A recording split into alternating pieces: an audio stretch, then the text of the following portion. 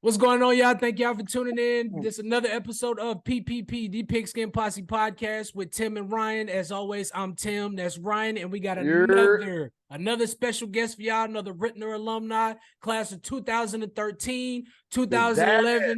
2011 All-Conference second team, 2012 All-Conference first team, Dazmik Bernard. Y'all know him as Big Daz. Daz, what's going on with you, bro? Thank you for tuning in with us, man. And I appreciate you having me on, man. Like I said, man, just hanging in there working, trying to get this check, stay out of the way. That's it, man. Just trying to get that check and stay out of the way, man. I Straight feel and you. I narrow, feel you. straight and narrow. You Man, already we know. all trying, just trying to make ends meet and trying to get through this crazy thing we call life, man. Yes, sir. Already. Yes, sir. Yes, sir. So, man, 2012 All Conference first team, and I from my understanding, that was a pretty special year for y'all, man. Why don't you go ahead and talk to us about that year? Man, We can take it back one. Actually, we can take Yeah, it back. let's go ahead, man. The 2011 when you made All Conference second team 2011, man. Go ahead and break that down for me. Man, I had just got back because I had my sophomore year I had left and then I came back. But the squad was ready, man. We had guys, of course you had Ed, he was going he was kind of like the star lineman on the team, holding things down. Then of course, we just had dudes, man. We just had dudes everywhere, man. Danny and Peanut and Garrett, man. We just had dudes that was just ready to go. It was a big year for us because I know that was the first taste of the playoffs in a long time. Long time. That was a crazy season. For sure, for sure. If I'm not mistaken, wasn't that the year that Peanut won like newcomer of the year and everything like that, or was that the year after? No, I thought Peanut that was the junior year, man. That's where everybody started to break out. That's when I know Danny was having a crazy good year that year. And Peanut, like you said, he broke out, he was newcomer, and we had hit the playoffs. That year we got, I ain't gonna lie, like we had a good year. We got to the playoffs, shit got shaky. You know what I'm saying? Got a little shaky. We ended up taking that loss though, but it was a good experience though for everybody. Just knowing that we can compete with the dudes in the North, because that was kind of the big deal. It was like, you know what I'm saying, you still got Central, you still got East, got McClure, North. So it's like you still got big dogs. You gotta, we know we can hang with them. So that was kind of like the first year. It was like, all right, we can hang with these dudes. Yeah, that's back when the Suburban North was the gauntlet. Not a lot of people want to continue to talk about that though. Mm-hmm. Yeah, man, they had dudes, man. I remember Hazelwood Central. They had this left tackle. I forgot it. I think his name was like Roderick or something. Bro, was about 6'6". I think he went to like Arkansas or something. And apparently he was some beast, man. I remember Antoine was eating his ass up, boy, the whole game. Whole game. Antoine was eating his ass up, talking shit the whole time too. For sure, for sure. Yeah, it seemed like you was able to put it all together the following season. You 2012 All Conference first team, man. Well, go ahead and talk. What was special about that year, and how was you able to put it all together? Man, that was actually a crazy year, man, because we had some ups and downs that year. Because I remember we had a little situation with my man Peanut. You know what I'm saying? We had but it was a good year though. I think that's when we played Fort Zumwalt North, I think, and they was like ranked in the state. We had took a loss to them, but it was like a good game. So that was early in the season. So that year we was like, oh, they one of the best teams in the state, and we was hanging with them. So if we can hang with them, we know we can hang with anybody. So stuff just started to come together. Like I said, for me personally, I was just at that point in time where it's the way I'm looking at it. You don't know how the college stuff is gonna work out. So this could be your last year. You just got to do what you do, just go all out and see what happened. And a lot of us, pretty much did that, and we got our first playoff victory and forever beating SLU. Man, I still remember to this day. DeAndre ran that pick back. I can't tip that joint. He ran into the crib. Still remember that. And then in that year, man, I truly feel like we could have beat CBC. When we played them in that next game, we just came out the bus a little scared. I ain't gonna hold you, because that second half we was giving them that business, but it just a little too late on that shit. But I was like, man, we could have got their ass for sure. Yeah, you got something you want to ask him, Ryan? I mean, like, what did it feel like knowing you was an all conference lineman going in your senior year? Because I remember we got in the situation, but because you was all conference, it just Man, no, it was just like I said, we had some dudes in the conference that, like I said, I remember specifically that dude Roderick that went to I think I know he went somewhere in the SEC. I believe it was Arkansas. So the fact that I was all conference in the same division, whereas dudes going to SEC schools and big schools like that, it's like, well, if I'm on his level, he a left tackle, I'm a left tackle, and I'm all conference, then I know like I'm in my bag. So you feeling good? You like if he can do it, shit. I know I'm definitely doing my thing if I'm hanging up there with him and they mentioning, what I'm saying, if I'm getting looks the way he getting looks, then I know I'm doing my thing. So it felt good the whole season. So what was the most challenging thing about being a starter on the line? Shit, man, probably the most thing is just that you kind of responsible for everybody. So they kind of looking at you like, well, shit, however I go, that's how they gonna go. So if I'm slacking, they gonna slack. If I go hard, they gonna go hard. So it just forces you to always be on your shit from start to finish. Because as soon as you start slacking, it start on the line, man. Anybody will tell you on any level, it start on the line. So if you got dudes up there that's working, that's pushing, then everybody else gonna be looking good. Running back's gonna look good. Quarterback gonna have time. Wide receivers gonna have time to run their routes. Everybody gonna be able to basically go off of how we playing. So that's kind of the main thing with that. So just going hard and just making sure we doing what we can every play. But man, the biggest challenge is just man dealing with the North, bro. Like shit, it was the gauntlet back then, man. Central had dudes, McClure had dudes, everybody had dudes. So you just had to just physically just play in, play out, week in, week out. You don't really have too many teams where you like, oh, it's just gonna be a cakewalk. So that was really the biggest thing. I mean, For making sure. making any type of second, first, third in the Suburban North Conference, that's something to be proud of, because Hell yeah. that was definitely not an easy conference to be playing in at that It time. wasn't. It wasn't. I know that was kind of like one of the last few years that it was the Suburban North. So it was good to be a part of that. Because like I said, like you said, man, that conference was full of dogs for a real long time. Yeah, for sure. What Render made the flip like what was that 2015? No, I think Ritenour made the flip. They realigned everything. I think the year you guys graduated, because originally I want to say varsity played 10 games before the playoffs. In those last two games, it really didn't matter who the hell you played. Those last two games, you had to win those last two in order to get into the playoffs. They got rid of that system, I want to say 2013. I want to say, was it 2013 or 2014, one of the two. You had to win those last two games in order to get into the playoffs. But now they do away with that shit, and literally everybody gets a spot in the playoffs. Based off your record now, okay.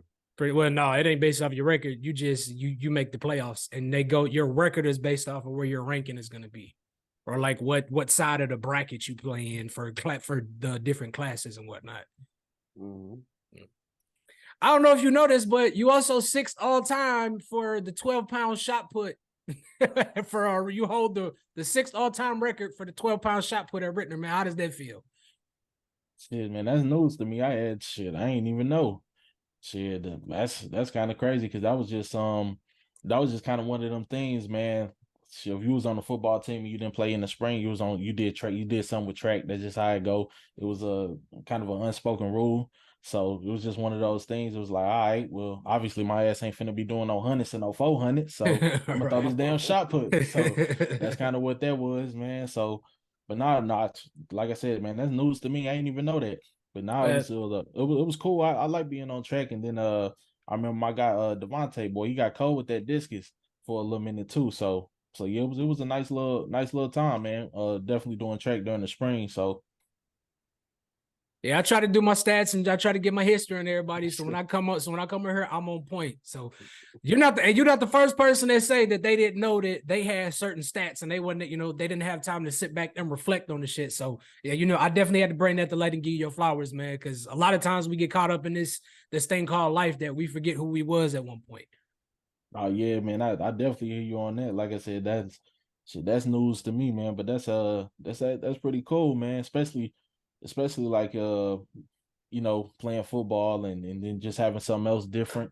Like track, it was just a different experience. So back then that wasn't even nothing that would even cross my mind that I'll be like you said, top 6 in the school in that. So that's actually pretty cool, man, knowing that. For sure.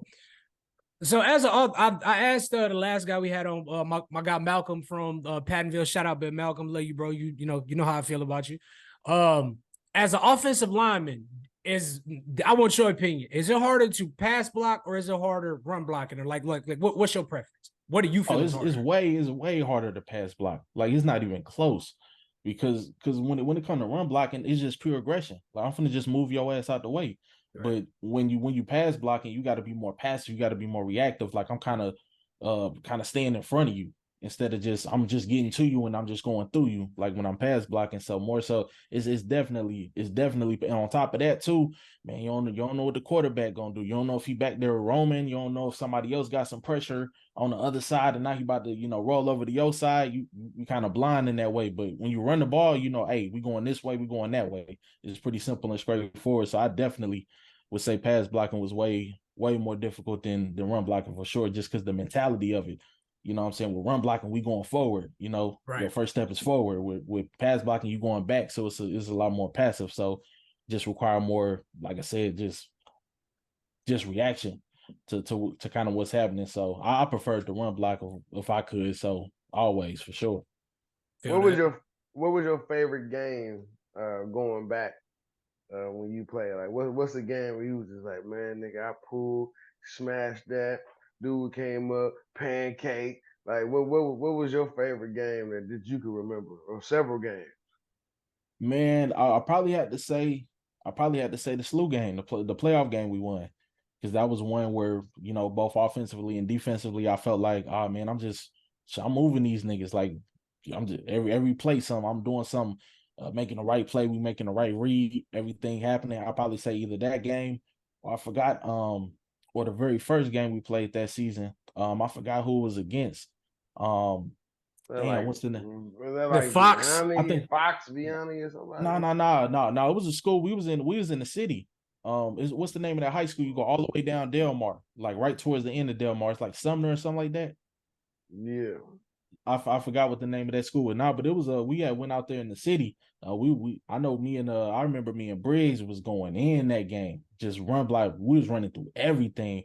Marv had the ball. He was just carrying. It was Marv and Dave just running through everything. We was just going up that left side the whole game. So that was a pretty good one too. I say probably definitely one of those two for sure. Okay. As a lineman, how did you feel when what's the feeling when they'll say, oh man, the running back broke off that big run. He got 200 yards, he got 100 and some yards. And then when the quarterback is constantly getting sacked, then when it's y'all have a bad blocking game but y'all can't run the ball, you hear people say, oh, this offensive line fucking sucks. Like how did you feel about that?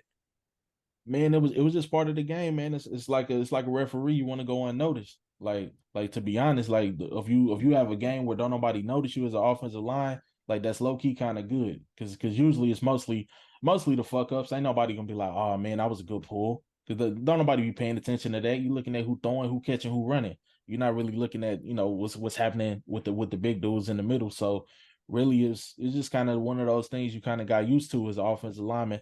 You just kind of just do your thing, go unnoticed, and you kind of get used to the day you fuck. The minute you fuck up, they on your ass. But the running back might get 20 plays and fuck up 5 times, and it's whatever. But you fuck up once, and it's kind of one of those things. What the hell you call that? Oh yeah, man. Yeah, it's like that, man. I liken it to like playing soccer, being like a goalkeeper. Like what I'm saying, you make 8 stops, but you fuck up one time and it's a goal. So right. It's kind of like the same thing. So being on the O line. So, Clad, you come out 2013. Ultimately, you ended up choosing Missouri. Ultimately, you ended up committing to Missouri Valley. What other schools were looking at you at the time, and what ultimately made you choose Missouri Valley? At the time, I think it was really the main other school that I was looking at was Northwest, Missouri State, and then Quincy University out in Illinois. Really it was just trying to find the right fit.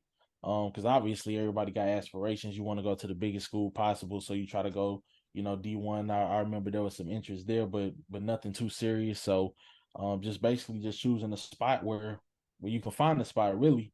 Because it's the recruiting process is kind of wild. You got different coaches kind of talking to you or hitting you up on Facebook or texting you or whatever was going on. So it was just going to a school, seeing what's what, and then at the time Peanut was gonna go there and Briggs is gonna go there. So at least if I went out there, it's the middle of nowhere, but I at least I ain't gonna be by myself. I at least know some people out there. So that was kind of, a big part of the decision too. So a couple of people I knew was going to be going out there. So, worst case, scenario, I got a couple of dogs with me, so you'll be all right. Now leaving high school, what was your, oh damn, I don't know.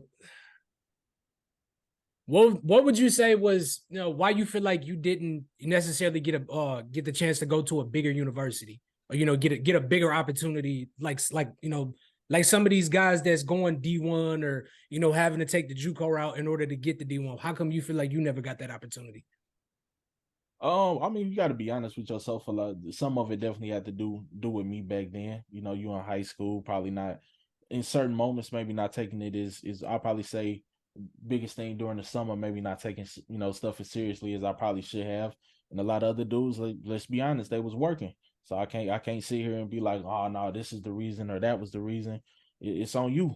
Either you good enough or you're not. So at the end of the day, I'll be honest, probably wasn't putting in the work that a lot of other people was, and plus not being the tallest guy, you gotta even do more. Especially being a lineman, you 6'1", 6 feet. So it's not like as many opportunities gonna come your way if you 6'6". So, and I kind of saw that when my sophomore year when I had left, I went down to Mississippi and we had a guy that was kind of like that. He was 6'6". I was way better than him, like way better than him. But he was getting looks from big schools because bro 6'6", he 300. He was a good athlete, but he lazy as hell. And then the CNA, he got opportunity. So it's like that does play a part in it too. But at the end of the day, whatever happens to you, man, it's kind of on you. And either you cut for it or you're not. So can't make no excuses. I was just grateful to get an opportunity. So just try to do what you can with it once you get it and learn from it. So that was the main thing. But for sure, I definitely had a summer or two where I was kind of bullshitting, maybe smoking, maybe partying, not doing what I'm supposed to do. So when August rolled around, I'm behind everybody else that was doing other stuff and doing what they were supposed to do and getting right and getting in shape and stuff like that. By the time the season rolled around, I'm playing catch up. So a lot of that probably played a role too. Did you have some, Ryan? I look like I might have cut you off that last one. He kind of answered a lot what I was gonna ask. So during your time in college, how was your experience playing? I mean, it wasn't. It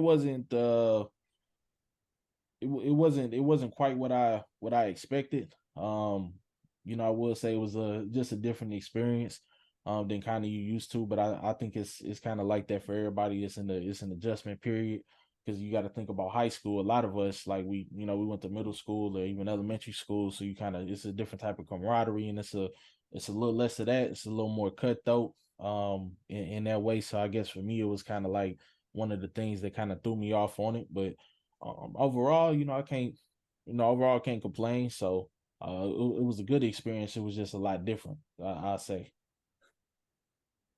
I'm sorry, rewinding back to what you said about you went down to Mississippi. What was that like, man? Talk about the football scene down there. Because I know that I know down south football that's the way of life down south. So talk about that, man. Man, the first day of practice. What high school was you going to?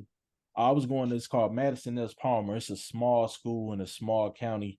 It was like I think in Mississippi they went up to 6A and we was a 3A school. So kind of like, kind of in the middle. In the big school where we from, like 20-25 minutes away, it's called South Panola. So that's like the big school. A lot of kids go to Ole Miss from there. It's like Ole Miss maybe 20-25 minutes away from South Panola. So it's like a lot of kids kind of funnel through there.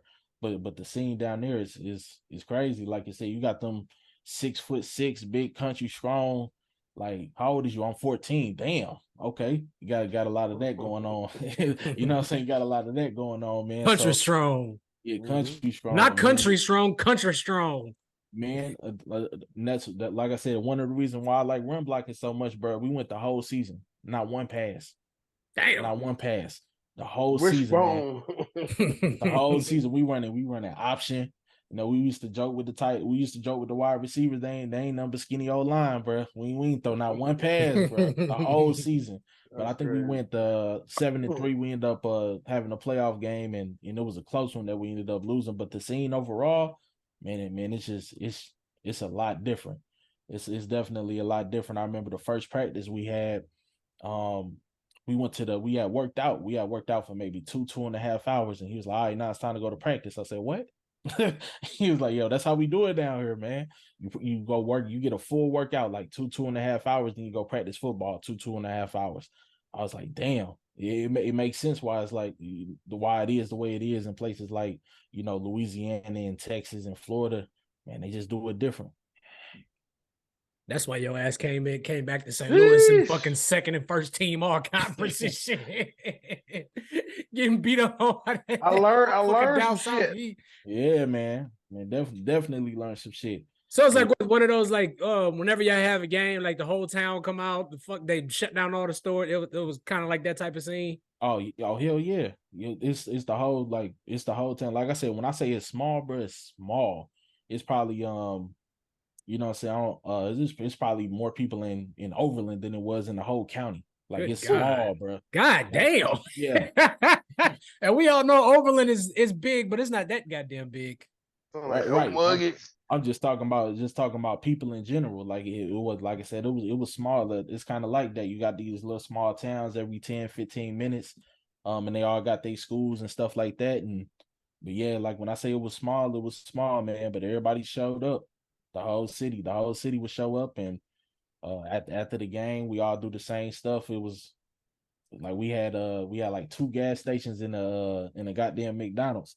Everybody, like, bro, I'm telling you, man, when I say a small town shit, man, it's small town shit. Everybody go to the McDonald's after the dub. You got this dude, Coach Riley. He coached like the little league team. He'll feed the whole team and stuff like that. So no, it was cool though. It was cool. It was definitely a different vibe than, of course, going to a school in a big city. You know what I'm saying, coming back to Ritenour in St. Louis. But not that it was bad. It was just obviously, real different. So That's dope. That's dope. Damn, you work out right after practice. no, before practice, my nigga. You get work it in out before practice, and then then you go you put go in practice. 2 hours. Yeah, man, every day. I'd have been throwing up every chance I get. Well, you talking about being in pain, dog. Jesus. Okay. What's some different coaching styles you've gone through? From like, what would you say what was the best coaching style or the best coach that you've had during your football career? I mean, I don't think it's I'll probably say the best one I had was probably Coach I think it's Coach Johnson when I first started playing. My first year playing was in 8th grade. Shout out to Garrett. He had got me on this team in Kirkwood, his JFL team. But for each player, man, it's gonna be different. Like when it comes to coaching, it ain't no right or wrong way to go about it. But me, I was more like a chill person. So if you just come to me, say, "Yo, this is what's happening. You need to work on this, this, and this." All right, cool. Say less. I'm gonna go fix it. But when you had a coach, the screaming and yelling and kind of talking crazy, I'm like, they don't really do it for me. You know what I'm saying? Not that and like I say, each player gonna be different because some players gonna respond to that. So it's just as a coach, you just got to know, who you gonna kind of scream and yell at, because that's the only way they're gonna kind of get done what you need done, and who you pull aside and just talk to. Everybody gonna be a little different. So me personally, I just preferred you. If something ain't right, tell me what's going on, I'll fix it. I don't need you screaming and yelling. I don't feel like we need to do all that to get the job done. So for me personally, that's what I prefer. But man, I had all type of coaches, man. Quiet ones. Shit, at Ritenour, man, we had the quiet one like man, why am I forgetting his name, man? Who was RD coordinator? It's been so long, Sheldon. so it's all good. Oh You talking man, about Coach Sheldon? Coach Sheldon, yeah, he more a quiet type. Hey, yo, Daz, come over here, let me talk to you. Da, da, da, da. And then you had Coach A, he was more, the screaming and yelling. But I think you kind of do need a little bit of both, though, even if you do, prefer a different one. Just kind of help with the messaging. You don't want to hear the same message all the time. So, but everybody definitely got their preference. But yeah, man, when it comes to football, man, then when I went to Mississippi, man, it was all screaming and yelling. It was intense. But that's just how they get stuff done. And like I said, man, a lot of guys, from around there, they end up doing big things. So I guess it's like that for a reason. Coming back to Ritenour, what was that one team when you saw them on the schedule? Like you just like, oh, like you just, oh, I can't wait to play these. When get the rub in your hand doing the Birdman hand rub. Like, what was that one team that you couldn't wait to get your hands on them? Oh man, I think it had to be for me personally, it had to be CBC in the playoffs. Because obviously the SMET, CBC, Hazelwood Central, like that's where you make your name at. Yeah, they run shit. Right. So we got a playoff game. We're going to CBC. Everybody, the whole school, bro, the whole week, they did not know faith, bro. You could just tell, like they y'all finna get y'all ass whooped. Like that was the vibe the whole week. So it was like, man, I was so pumped up for that game. And unfortunately, it didn't go the way I wanted it to, but that was definitely one for me. I was like, just for the simple fact that everybody, man, I'm talking the whole school, just kind of had that vibe like, oh man, this CBC, man, y'all finna go there and get your ass whooped. It's like a little FCS school going to play Alabama. Like, we already know what time it is type shit. So I was like, I personally was excited. I was excited to pull up because I was like, I wanted to see what's up, see where I stack up with allegedly one of the best teams in the state. So I mean, it's CBC, so nobody likes to lose, but I mean, if you're gonna lose, of course it's gonna losing to CBC is not a bad thing. I'm just saying. I don't care. I don't care who you are, bro. Like, if everybody on the same page, y'all got talent, you can go beat the CBC. Yeah, that's just CBC. Y'all pay them niggas to be there. Fuck CBC. Yeah, that's how I felt. But I mean, anyway, continue. My bad. Oh, you good? Good. Nah, you good. That's kind of where I was coming from. I'm like, shit, man, we got dudes, man. Like, you can't tell me Danny ain't a dude. You can't tell me that Peanut not a dude. Like, we got dudes, man. So it's like, I feel like we can hang with anybody. Like I said, it was just that first, like that game, man, still kind of gets you, man. That first half, we just came out just kind of a little, you could tell like not like everybody flat. We just came out flat. And then that second half came around. We started getting things done. Danny started hooking up for long touchdowns. And I'm like, man, if only we had that from the start, man. I ain't saying we would have got him, but it would have been a lot closer. Now, you mentioned when you got to college, it was a lot different. And like, what was different? And like, did that take the joy out of playing for you? I ain't gonna lie, it did. Because football ain't never felt like a job or like hard. It ain't never felt like I would say that was the big thing. It felt more like a job once you get to college. Cause like I said, when you were in high school, most of these dudes, you know them. You know what I'm saying? Y'all went to school together and stuff like that. So I've known this dude since I was 5 years, since I was like 8, 9, 10 years old, and y'all grow up together, y'all playing football, and then you go to college and it's strangers and they want the same thing you want. And only one of y'all gonna get to play. So it's not necessarily the same level of kind of camaraderie that you normally get. And yeah, for me, it just kind of felt more like damn, this shit kind of felt like a job. You know what I'm saying? So that definitely took some of the joy out of it for me personally when I was in college, and I was like, damn, I don't know if I want to keep doing that. I just after a while it was like, damn, what am I doing this for? Because right, I'm thinking to myself, bro, I'm at NAIA. Like what really is gonna be the next step for me from here? You know what I'm saying? If I'm feeling like this early on, then maybe that's something you should consider. And then ultimately I had to, make that decision that nah, this is just not gonna be for me. So that's when you fell out of love with football. Yeah. As far as playing, I was like, like for me, it was always fun. Like it's fun when you out there. Especially, I prefer with that, and plus I love playing defense. So I like to smack a motherfucker. Then like playing mostly offense is like I hated playing offense so much, like with a passion. I hated playing on the offensive line. I love playing D line because I just, like I said, I Shoot get your to gap. you shoot a gap, you smack a motherfucker, you get that little running back, you pick his ass up, you know it feel good, bro. It's a lot better feeling for me personally.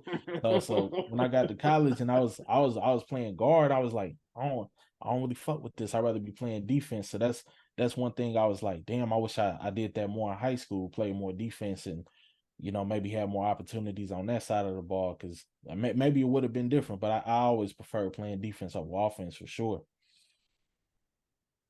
So at what point did you knew, like, what was that moment where you knew, you know what, I'm done with this game. It's time for me to go ahead and hang the cleats up, man.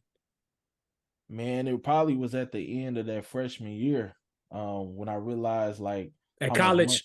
Yeah, college. Yeah, that freshman year when I realized like, because I went to Mo Valley, but it wasn't no full scholarship. You know what I'm saying? It was partial. So I'm thinking about how much money I'm spending, and then how much time like I'm taking away from school or just simply just hanging out with people. On top of that, I'm having to pay damn near just as much money as everybody else that's just going to school and just having fun and just living life. So it's like I don't know. I don't know if that balance is worth it to me. So when I just took into account how much I was paying on top of the fact that I was taking other experiences away from myself by having to commit to football and making sure working out, going to practice.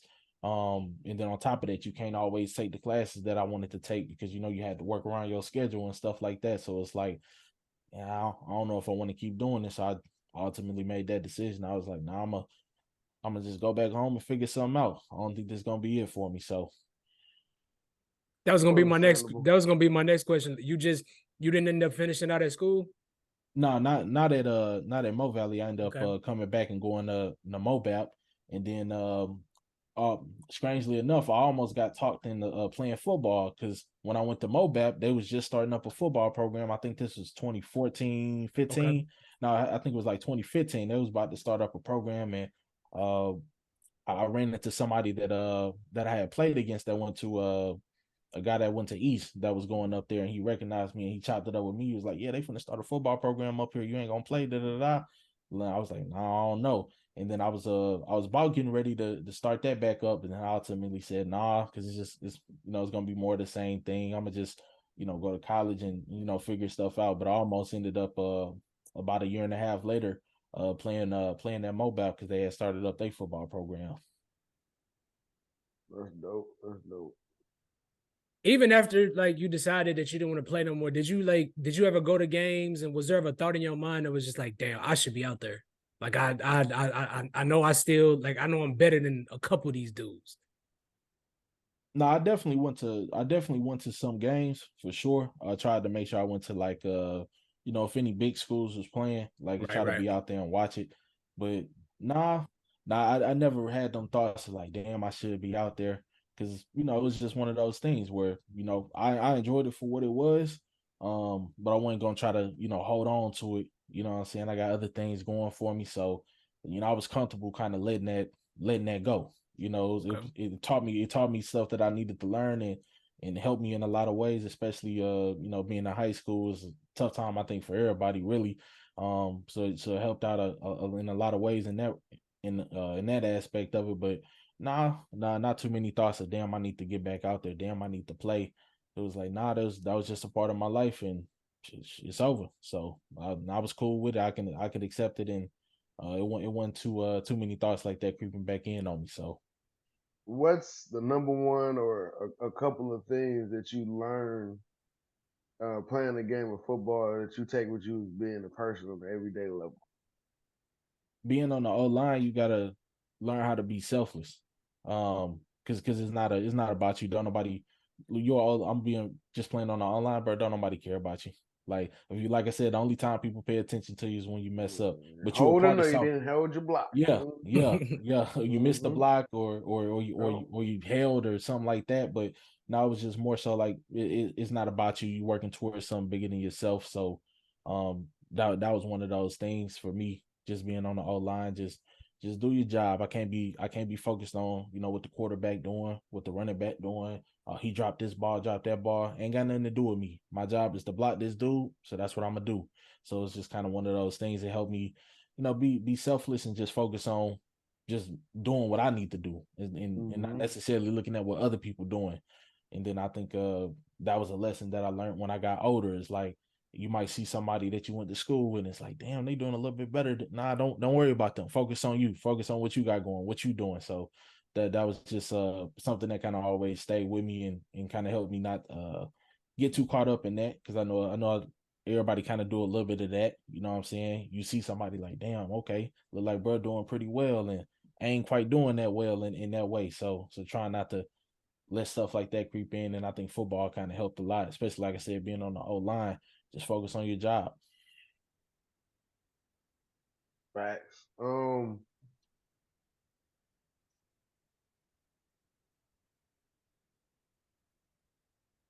Talk about your schooling. What you go to school for? What did we learn? Who did we Man, become after football? man, Yeah, nothing, bro. tell the trend like what's that transition like, man, from going to like from a full time, like you go to college, like, oh, I'm coming here to play football, like this is what I'm gonna do, to just transition into being just a college student. Like what's that transition like? At first it was a little tough, because like I definitely did miss it a lot.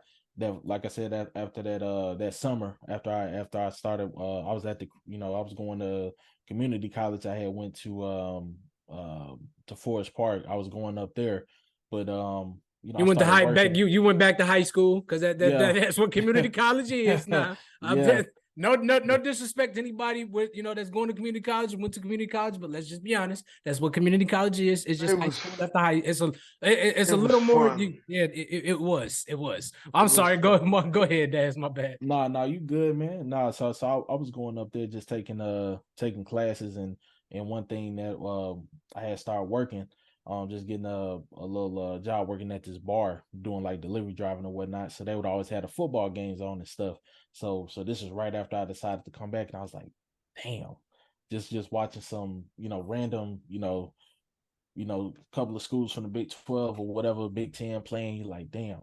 Like, even though I know I wasn't doing it at that level, it's like, damn, you do kind of miss it when you first, make that decision to step away from it. But man, after that year, you got pretty easy to just kind of get into the flow of doing other stuff, finding other things in your life that you want to do. And I think a lot of times we just replace one thing with another. So you take football out and something else gonna come in and replace it. So whatever that is for everybody, they just kind of figure it out. And that's kind of where I was at, just trying to figure out what I was gonna use to replace it. But to answer your question, Ryan, I went to school for business administration and ain't do a damn thing with the degree. Ended up going back to school and gotten into like IT. So I've been doing like IT stuff for the IT work for about the last 4 or 5 years. End up getting like certified through Cisco and all that. So Nice. I've been more so Oh doing that. yeah. Yes, yeah. So I went to school and paid had all that damn loan money, and man, I ain't take not one job doing what I went to school for. But it was cool though. It was just meeting people, having that experience, and just learning. You at that point in your life where you're trying to figure a lot of shit out. So Touching Bro, back on my bad. Go ahead, Ryan. hold on. Before you make your point, nigga, you did your IT. You have a job for the rest of your life. I'm already knowing. Salute to you, my man. So don't sit here and say you didn't do nothing. You did something. What do you feel? What do you feel like you did? There's a lot of people that can't say that. A lot of You people that can't went even to do that shit. like, it's a lot of Right. people that went to school on a full ride scholarship and hey, it just went up there and pissed it away. Came back home And like for anybody that's Right. watching this, I'm not talking about nobody in particular. I'm just speaking in general. I know, hell, I'm a It's construction. life shit. I'm a carpenter. Okay, you'd be surprised how many people I know that had $50,000 full ride scholarships and fucked it off. Now they working in the trade union. Okay, so I'm just saying, like, don't That's feel how like it you ain't go. do nothing, bro. Believe me, you did something special that not a lot of people can say. Yeah, for sure. Like I said, yeah, the main thing was just finding something to do for so long, man. I had so many little weird jobs and stuff like that when I was still in school, trying to figure stuff out. And then I don't know, I guess I just found something that, it worked. I do something. The main thing is just doing something that, I don't hate it. You know what I'm saying? Like that's the main thing. A lot of people got situations that they just straight up hate. And I was like, I was in that situation for a while, and I was like, no, I can't live like that, bro. I can't live waking up like, damn, like you wake up mad. Like that's just, that's not a good start, because you got, damn, I woke up, now I gotta get dressed, I gotta go to this shit, deal with this shit, and it's like, nah, man, I can't live like that. You know what I'm I saying? got So I 12 just, hours of this shit. Ryan, no, bro. I worked a job for 2.5 years. And Ryan them tell me, you need to leave that fucking job. Bro, I hate when I say I have never let a job depress me more than this fucking job. I did it 2.5 years, left for a year, and went back for another 2.5 years. And I finally just I left that motherfucker almost 2 years ago. Ain't look back. Ain't look back. I will never be back. hey Plain and man, simple. hey man, I'm happy for you, man, because I was in that mode for a long stretch, up until about, I probably say maybe about right before the pandemic hit. Because I was still living in Denver at the time, and I don't know, man, things work out the way it worked out, and I ended up coming back home because unfortunately stuff was going on with moms and stuff, so I wanted to help out. So I ended up coming back at the beginning of 2020, and then 2 months later everything shut down. So I was like, hey, it worked the way it's supposed to work, I guess. So Going back to what you said about trying to replacing one thing, leaving school, replacing one thing with another thing. I actually tell Ryan this all the time, that personally I feel like that's why a lot of people, I don't judge nobody, but I think that's why a lot of people end up turning into like alcoholics and getting hooked on drugs and stuff like that, simply because think about it like this: when you're in high school, when you get used to having something to do every day. You know what I mean? You get used to being around people and stuff every day. If you was one of those kids that like you didn't have any direction, or you didn't know where you were going in high school, once you like drop out or graduate, you're more susceptible to, once you like leave school, you don't have nothing to do. So what do? You look for other things to fill that void, fill your do a time. whole bunch of shit you're not supposed to be doing. You're trying to find parties to occupy your time, to get away from home. You're not thinking about having a job, and at parties, what's there? Alcohol, drugs, and stuff like that. So I personally, that's my theory about how people, I know it's a little off topic, but that's personally my theory about how they get hooked on drugs and stuff like that. And like I said, I'm not judging. Whatever anybody chooses to do, that's y'all choice. I have no problem with it. Do what the fuck makes you happy. It's herbal, baby. no, man, but I can't disagree with that. I feel like for the most part, it do be like that. People try to, like you said, in high school, it's very simple. It's very easy. You wake up, you get dressed, you go to class. I'm gonna meet my homie over here before this hour. Then you socialize a lot more Right. when you're younger, because you forced to do that. You in class every day. You got lunch every day. Man, you might be at work. You don't talk to none of them motherfuckers. I hate everybody in this motherfucker. I don't want to talk to nobody. You know what I'm saying? You know what I'm saying? So you don't really socialize. You don't really socialize like that. So you try to, like you said, fill that void with something else, and it oftentimes turn into negative stuff. But I think we all kind of try to fill that void with something, just try to make it something that's positive. Really, is something that's good for you, instead of like you said, partying. And because I ain't gonna lie, I did have a little phase where I was on We that all did. We all every did. day, We every all day. did. It ain't nothing to be ashamed of. I know I Hey did. man, yeah man, I know I me did. every day, bro. It was the same process, man. Let's go get a little something to smoke. Captain Morgan every day, every day. Me and Captain Morgan got real cool, man, for a little minute. So I've been there. Going back to this football thing, man.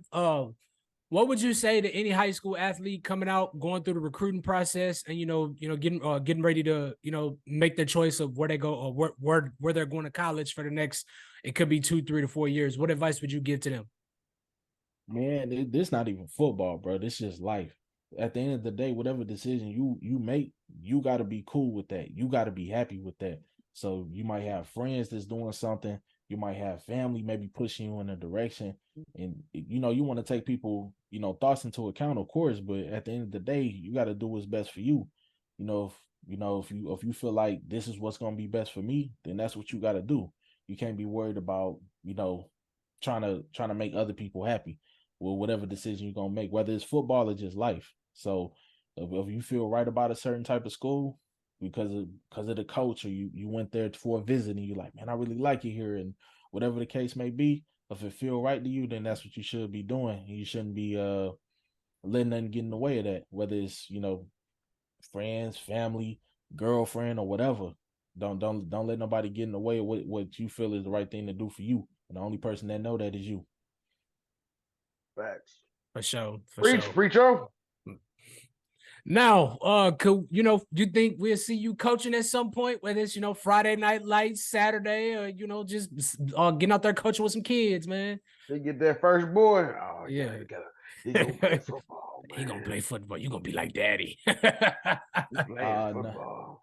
Man, I have thought about it. I actually, for a while, I went, before I went to Denver, I was with my dad for a bit, and then I had, the coach I had told you about, Coach Riley from back home. He, like I said, he run like the youth team, and I did that for a little bit. I quite enjoyed it. So if I was to do something like that, definitely would prefer it to be, youth level. Dealing with the young kids is definitely something I would prefer. Because they some little badasses, but they ain't too bad. You know what I'm saying? So you don't like you don't want to be dealing with no 13, 14-year-olds, man. By then they might be a little too far gone, but when they're like 7, 8, 9, somewhere in there, you can still reach them, I think. So if they're about 13, 14, they might be a little too far stuck in their ways. They already got the 38 in the book bag, man. Man. Fuck you. Hey man, you need to go. Hey, you need to go run hill. Man, fuck you. I ain't doing shit. Yeah, man. I can't be doing that, man. So but that's definitely something that would be like I said, if I did want to get back into it, definitely would like to do it at the youth level. The young kids, 7, 8, 9, somewhere in there. So that definitely has crossed my mind a time or two for sure. For sure. All right, before we get out of here, man, we got to talk a little, not much, because we're gonna bring you back on, when playoff time get here. But no, it's a little early. I know it's a little early. I know you've been paying attention to who you like going to the Super Bowl this year, man. Man, that's tough, man.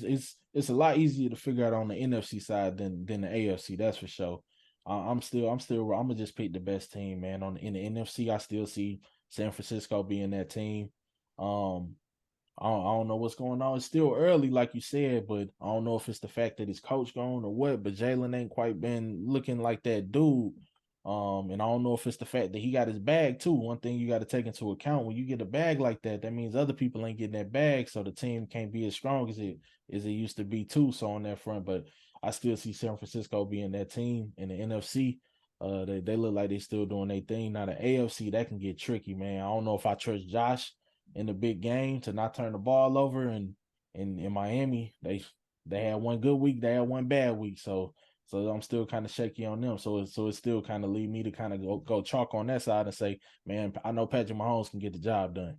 You know what I'm saying? Regardless of who there, I know he can get the job done. So I still trust Pat. So right now it's to me looking like San Francisco and Kansas City at the moment until a couple other teams start to get more consistent and show me different. But right now I can't really say Buffalo or Miami out the AFC until maybe a few more games down the road, see how they looking. Because I don't know if I trust Josh Allen, like I said, not to turn the ball over, or Tua might get hurt. You know what I'm saying? Kind of injury prone on that front. So then Joe Burrow, I don't know what the hell going on with bruh. So Cav, shut it down. Get him the fuck out of here. I mean, they did just pay him, but like when you in that situation with a quarterback like that, bro, just like it's unfortunate for everybody else on the team, bro. But you got to shut it down. Get that high draft pick. It's gonna be a lot of teams interested in that. Flip that so that you can get the guys that you need for next year. Yep. Once you get to this point, man, you got to protect your quarterback, man. If he not right, don't put him out there, man. I know Zach probably trying to, coach trying to keep his job and all that, but I guess that kind of comes from the organization top down. You should be able to understand a situation like that. But man, I think they should shut him down, try to get that top draft pick, I still think he's a great quarterback. He just he just hurt. So go ahead and get that pick, trade it, and go for next year. But yeah, I'll probably say the 4 teams that I'm looking at is the 2 from last year, just Philly and San Fran out the NFC, and then Buffalo and then Kansas City again out the AFC, and until maybe Miami show me a little bit something more, so that because they could easily slide in there. I think if they can get healthy on that O line, because man, that offense is. I know they got shut down a little bit this week, but man, that offense is something, bro. Everybody on there running the 4-3. So the track team. And I thank you because I promise you, if you would have got on here and get talking about this Dallas bullshit, you was gonna get an earful from me. I promise you. I don't talk to Dallas fans, bro. I tell people, man, Dak Prescott and Kirk Cousins are the kings of getting 400 yards and scoring 10 points. I don't know how they do it. I don't know how they managed to do it. It's in garbage time. They get games out of reach. You look at their stats, man. You be like, damn, he like 32 for 42. He threw for 418 yards, and they scored 10 points. Like, how that happen? Like, I don't know how they do it, man. 3 picks. 3 picks. They're 3 for 10 on third down. There it is. When you look at this, like the situational passing, terrible, just terrible. Going back to what you said about the AFC, if there's ever a time that's set up perfectly right now for Buffalo, Ravens, they got Lamar, but they had injuries. Kansas City, they're not really creating the chunk plays like they used to. Miami, they got their crazy offense, but their defense is garbage. I feel like they got exposed last Sunday. Cincinnati, Joe Burrow was hurt and he shut that down. So if there's ever a year for Buffalo to get back to the Super Bowl, it's this year. Yeah. So, I mean, and if it's a year for the 49ers to get back, it's this year because, Eagles are winning ugly. Washington should have won that game. But they didn't. So it's getting real nasty right now, man. But if I'm the 49ers, Brock Purdy he's shown so far that he's not going to make too many mistakes. And he's also shown when the game was on the line, you could trust him on third down and things like that. That defense is stout. I mean, they probably got the, top 3 best offensive line in the league. So, if there's every year for 49ers, this year too. So far. I agree. I agree, man. Especially with Buffalo. It come down to Josh, man. Are we gonna get, unstoppable Josh Allen or 2-3 fumble Josh Allen? You know what I'm saying? 2-3 interception Josh Allen. So it just kind of come down to that. Because if he play well, that's a Super Bowl team. That D line ain't no joke. I hate that their cornerback just went down. I think they said Achilles, so I'm like, damn, that's gonna be kind of tough. Yeah, man, that's gonna be a little tough on them. But I'm like, with the way that D line play, they might be able to make up for something like that just by getting pressure real quick. So, man, I feel you on Buffalo. They definitely need to get after it. And I will say San Francisco, man, low key, that might be one of the best ran teams in football. I don't know how many teams can spend 3 draft picks on a bust and bounce back. Yeah, like that's crazy. Most teams that go in like that for a guy, man, it just don't work. That's something that sets you back 2, 3, 4 years before you're able to bounce back. But they just bounced back from it. They just took the L, said he not that guy, and just moved on, which is I think what more teams should do. Learn how to cut ties and move on. So far, my bad, Ryan. Go ahead. But the only reason why they got him because they had that fluke year and everybody on their defense got hurt. Yeah. Jimmy got hurt, and then it was just like, okay, well, we got Trey, who's only played 1 game of football in 2 years. When they drafted him, at the point of them, because he only played 1 game, because of COVID, and then he didn't play the rest until he got drafted. So it was like, okay.